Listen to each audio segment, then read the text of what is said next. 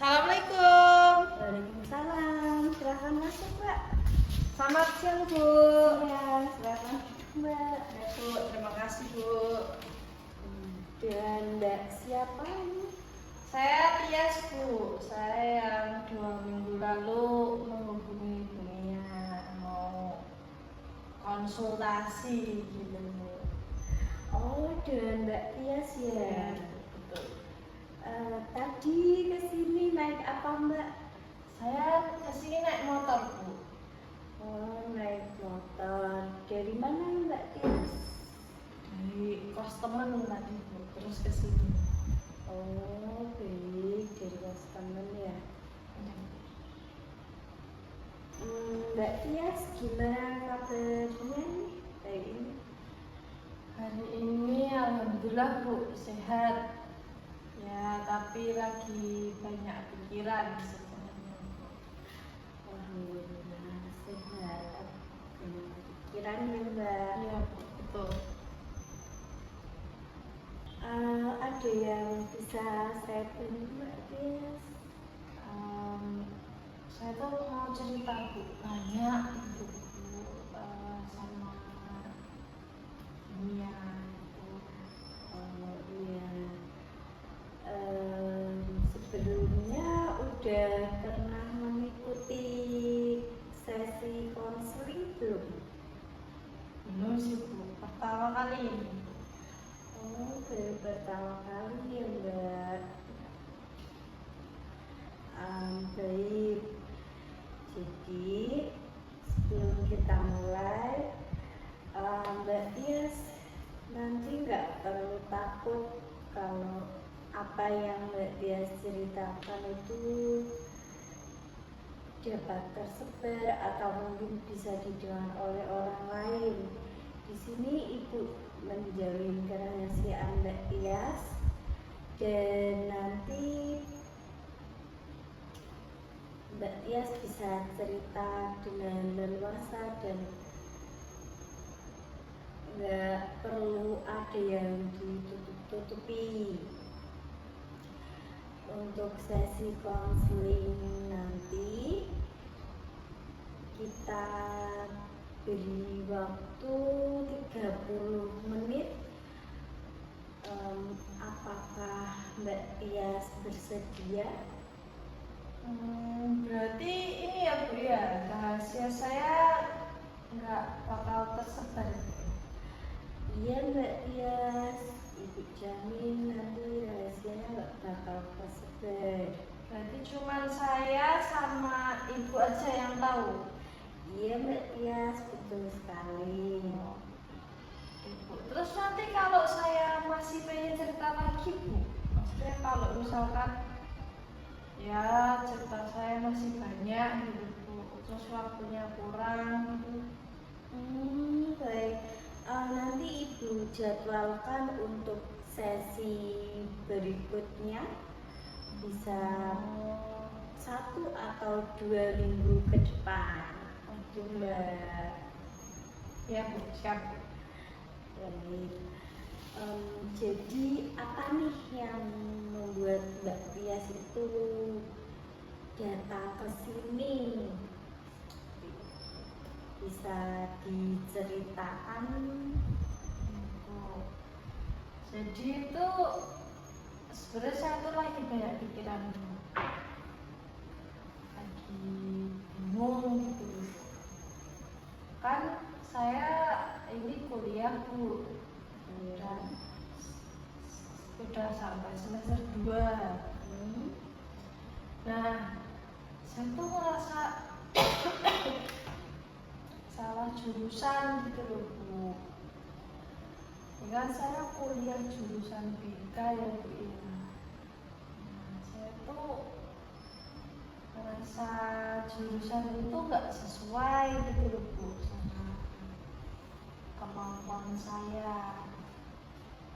Ya, saya tuh nggak bisa mengikuti pelajarannya dengan baik.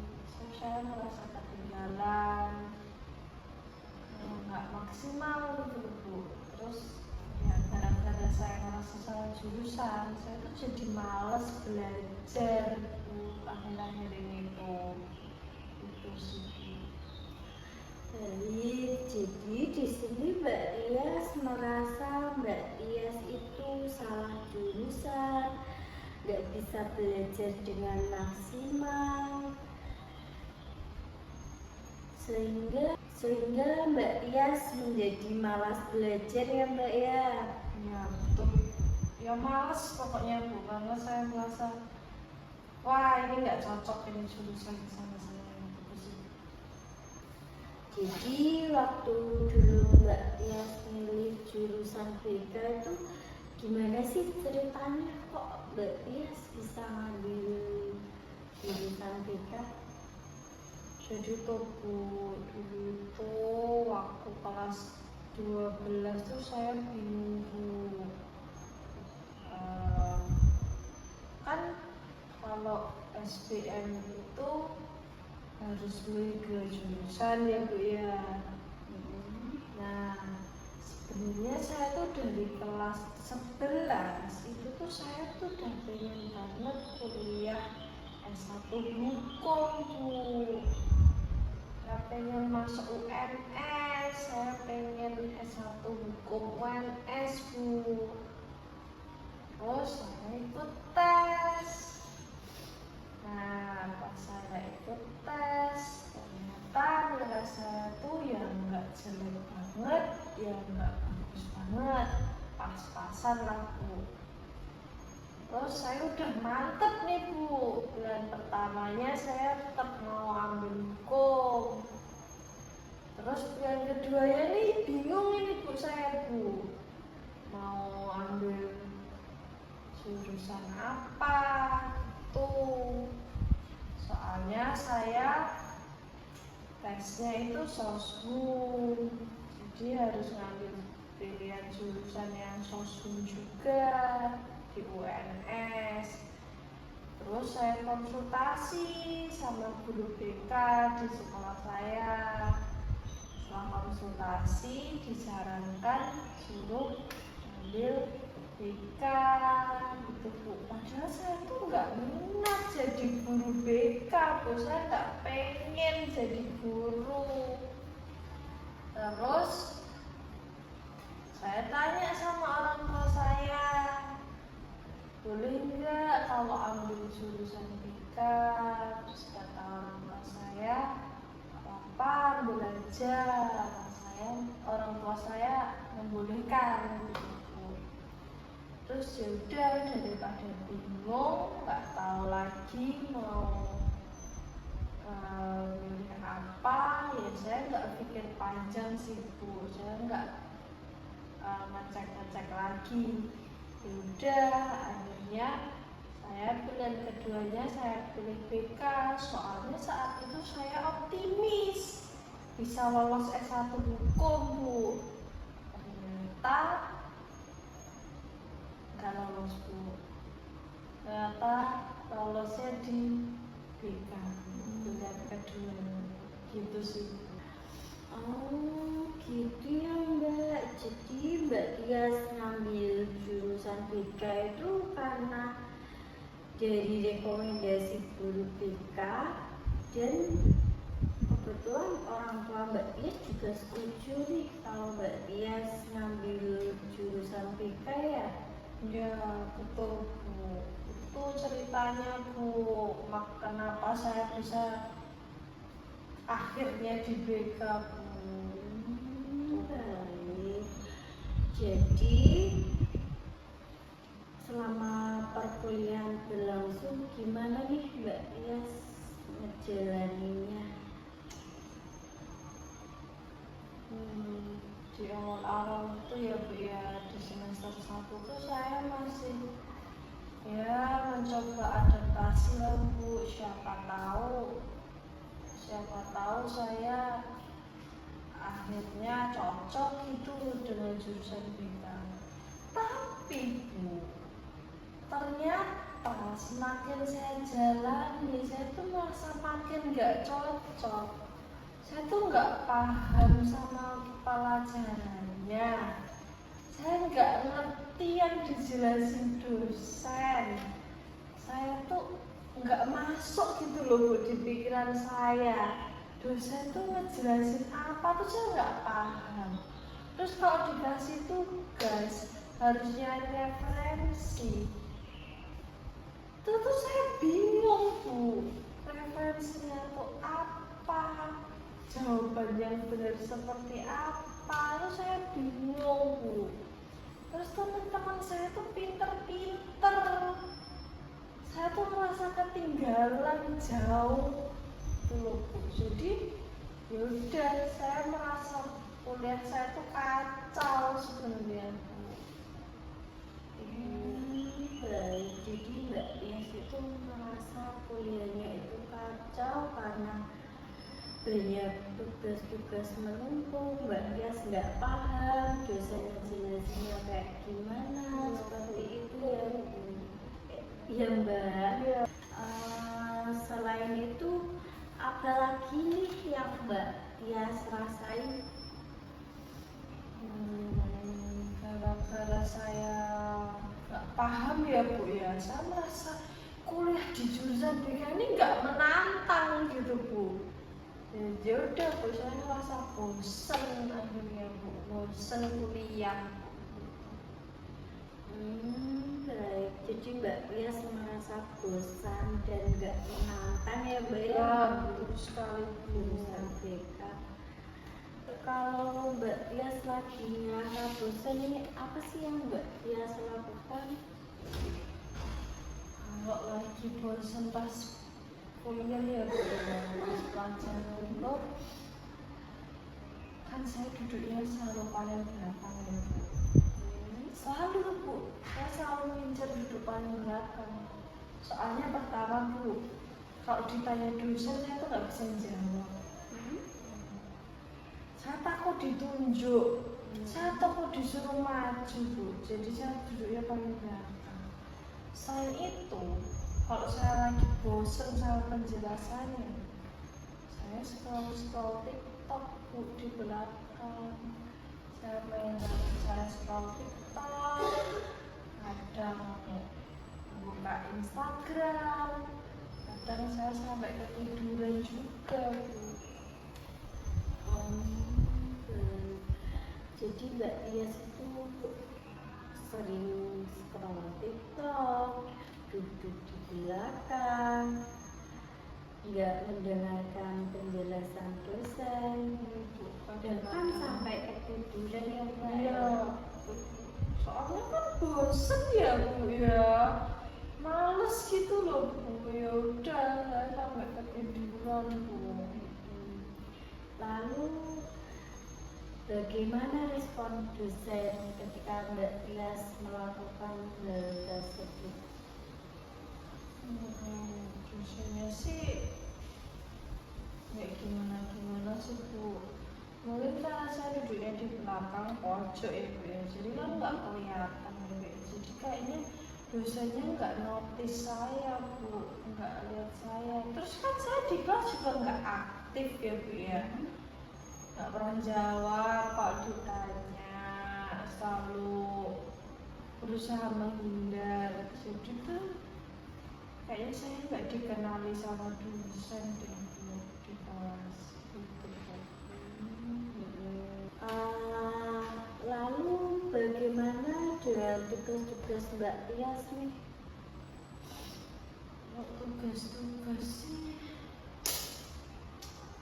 tugas individu tuh ya saya kerjain ya Bu ya, tetap saya kerjain Bu, meskipun hasilnya saya juga nggak paham Bu. Tapi ya saya tunda-tunda gitu Bu, soalnya kan saya bingung ya Bu ya kerjainnya gimana, saya cuma nggak paham. Terus saya kan juga merasa ketinggalan gitu kan Bu. Kadang saya ngerjainnya tuh mepet deadline, ya masih telat ngumpulinnya pernah.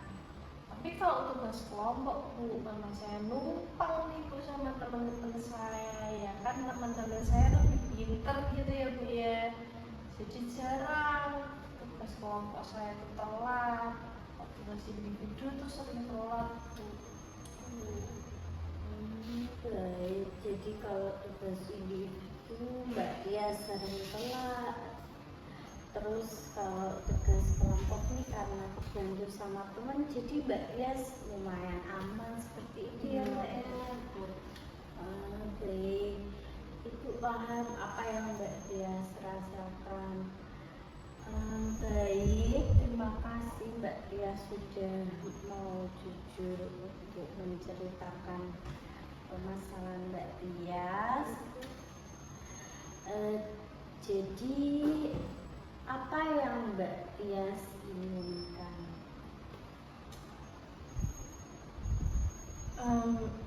Sekarang Bu, yang saya inginkan sekarang Bu. Iya Mbak.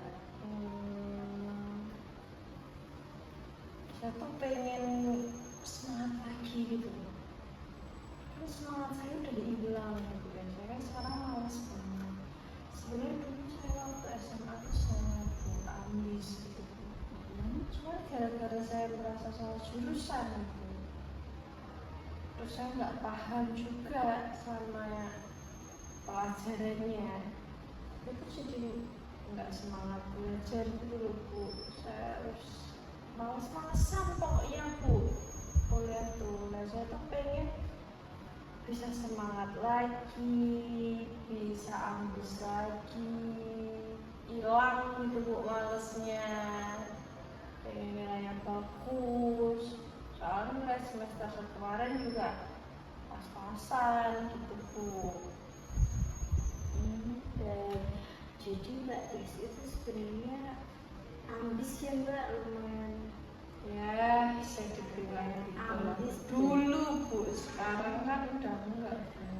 nilainya juga bagus ya dulu, tapi karena Mbak Tias tadi merasa salah jurusan, jadi Mbak Tias malas-malasan ya. Ya betul. Selain itu, apa yang Mbak Tias inginkan? Ya, saya pengen lulus tepat waktu Bu, pengen lulus waktu, nilainya IPK-nya sempurna, nggak bisa kumlot lah Bu. Baik. Jadi meskipun Mbak Tias merasa Mbak Tias salah jurusan nih, tapi Mbak Tias tetap ingin lanjut kuliahnya dan ingin mendapatkan nilai yang terbaik gitu ya Mbak ya? Iya Bu, betul. Baik, kenapa sih hal itu penting bagi Mbak Tias? Ya soalnya kan itu Bu ya, saya nggak mau ngecewain orang tua saya nggak pengen ngecewain keluarga saya, nggak pengen ngecewain teman-teman saya. Ya saya pengen membanggakan orang-orang terdekat saya gitu loh Bu, makanya saya pengen kuliah serius gitu Bu. Baik, kalau 3 bulan ke depan nih kondisi Mbak Tias membaik, apa yang Mbak Tias inginkan? Kalau misalkan kondisi saya membaik ya Bu ya, saya pengen ya nggak nunda-nunda tugas lagi, makin semangat lagi gitu loh Bu kuliahnya. Pengen semangat saya tuh balik, nggak malas-malasan lagi, lebih ambis lagi, bisa nutupin teman-teman, lebih memperhatikan dosen lagi gitu sih Bu. Wah, bagus Mbak, itu ide yang cukup bagus. Sekarang kita lihat apa yang biasa Mbak Tias lakukan nih setelah pulang kuliah. Pulang kuliah tuh biasanya saya tidur Bu, soalnya udah capek banget ya. Saya tidur, nanti sampai jam 4 sore Bu saya tidur. Habis itu bangun tidur, saya scroll TikTok sampai maghrib. Habis itu nanti sudah maghrib, nanti saya ya sholat dulu gitulah Bu. Habis itu nanti habis mati saya scroll TikTok lagi Bu, kadang sampai jam 9, kadang sampai jam 10, kadang sampai ketiduran. Itu sih Bu, itu rutinitas saya sehari-hari sih Bu. Saya tuh jarang Bu nongkrong-nongkrong keluar, tapi saya lebih banyak mainan HP di kamar gitu. Baik, jadi waktu Mbak Tias itu lebih banyak terbuang dan lebih banyak dihabiskan untuk main HP ya Mbak? Ya, Biasanya berapa lama Mbak Tias menghabiskan waktu untuk main HP? apa ya Bu ya? Masih Bu, kayaknya 3 sampai 4 jam lah Bu sholat tiap hari. Lumayan lama ya Mbak ya. Memang sih Bu. Lalu bagaimana dengan tugas-tugas Mbak Tias nih, kalau Mbak Tias waktunya itu udah banyak tersita untuk main HP? Biasanya sih saya ngerjain tugasnya ya mepet-mepet sih Bu. Kalau saya udah mood, kalau udah mood ngerjain saya kerjain Bu. Atau kalau udah mepet banget, hampir 1 jam gitu Bu. Kadang baru saya kerjain Bu. Ya kadang saya harus sampai begadang sih Bu. Soalnya kan saya waktunya habis buat scroll TikTok gitu. Ya, Jadi mepet deadline gitu loh Bu. Jadi kalau ngerjain tugas tuh harus mepet deadline gitu ya Mbak, karena waktunya udah habis tadi main HP ya. Gimana perasaan Mbak Tias saat itu? Ya kalau udah mepet deadline nih Bu, panik sih Bu saya. Aduh gimana nih nanti kalau telat gimana, nih kalau nilainya jelek gimana. Ya meskipun panik, tetap saya kerjain ya mepet deadline Bu. Meskipun panik, jadi Mbak Tias tetap berusaha untuk ngerjain. Iya Bu, gimana ya Bu ya, kok saya kayak gitu ya Bu ya. Kok tetap udah tahu mepet deadline tapi saya tetap ngerjainnya tengah-tengah gitu loh Bu. Menurut Mbak Tias, apakah yang Mbak Tias lakukan itu dapat membantu Mbak Tias buat lulus dengan tepat waktu? Enggak sih Bu, saya enggak juga, soalnya saya lebih banyak scroll TikTok ya Bu ya daripada belajar ya Bu. Tapi kan saya bosan Bu, saya kan males, makanya saya scroll TikTok. Apakah dengan menunda tugas dapat membantu menyelesaikan masalah Mbak Tias? Enggak juga sih Bu, justru malah kalau saya semakin saya tunda, tugasnya tuh makin numpuk gitu loh Bu. Saya makin panik, kalau udah panik saya stres Bu. Ya udah masalahnya nambah lagi gitu sih. Apakah dengan Mbak Tias menunda-nunda pekerjaan dengan main HP dapat menyelesaikan tugas Mbak Tias? Enggak sih Bu, justru malah makin enggak selesai terus. Apakah kalau yang Mbak Tias lakukan sekarang itu berkelanjutan dapat membantu menyelesaikan tugas Mbak Tias? Enggak sih Bu, kayaknya semester depan nilai saya makin jelek gitu. Makin turun deh Bu kalau saya masih kayak gini terus. Apakah hal tersebut yang Mbak Tias inginkan? Enggak Bu. Baik. Jadi kita buat rencana yang realistis ya Mbak. Untuk 1 minggu ke depan, langkah kecil apa yang ingin Mbak Tias mulai lakukan? Mungkin ya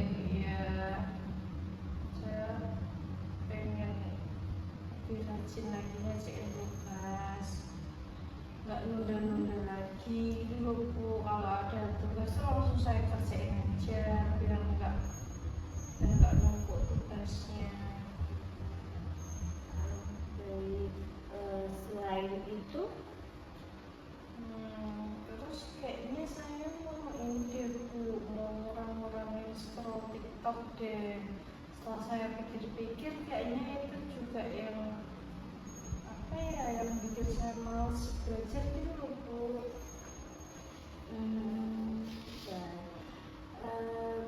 Bagaimana dengan tugas-tugas Mbak Tias? Ya itu tadi Bu, nanti tugasnya saya selesaiin, kalau dapat tugas langsung saya kerjain aja Bu. Ya pokoknya saya mau paling enggak tiap hari tuh nyempatin belajar lah Bu, 30 menit, 1 jam tuh buat ngerjain tugas-tugas saya. Baik. Dari skala 1 sampai 10, seberapa yakin Mbak Tias dapat melakukan langkah kecil tersebut? 8 Bu, saya yakin Bu, saya bisa melawannya. Kenapa enggak 5? Enggak sih Bu, soalnya ya pelan-pelan bisa sih Bu, saya coba. Bagus sekali Mbak Tias. Baik, dari sesi konseling yang kita lakukan, hal apa yang dapat Mbak Tias pelajari?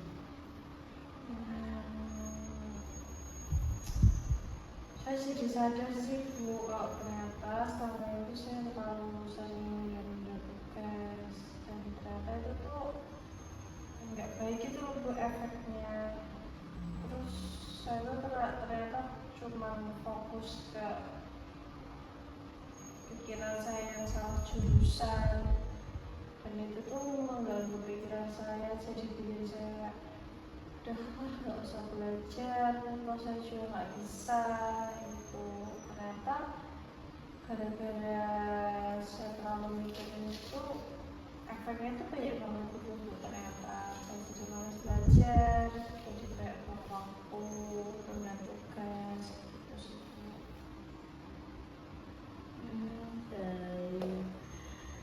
Baik, bagaimana perasaan Mbak Tias setelah mengikuti sesi konseling ini? Alhamdulillah saya lebih lega sih Bu, saya jadi lebih sadar juga kalau ternyata yang saya lakukan selama itu nggak baik gitu loh Bu.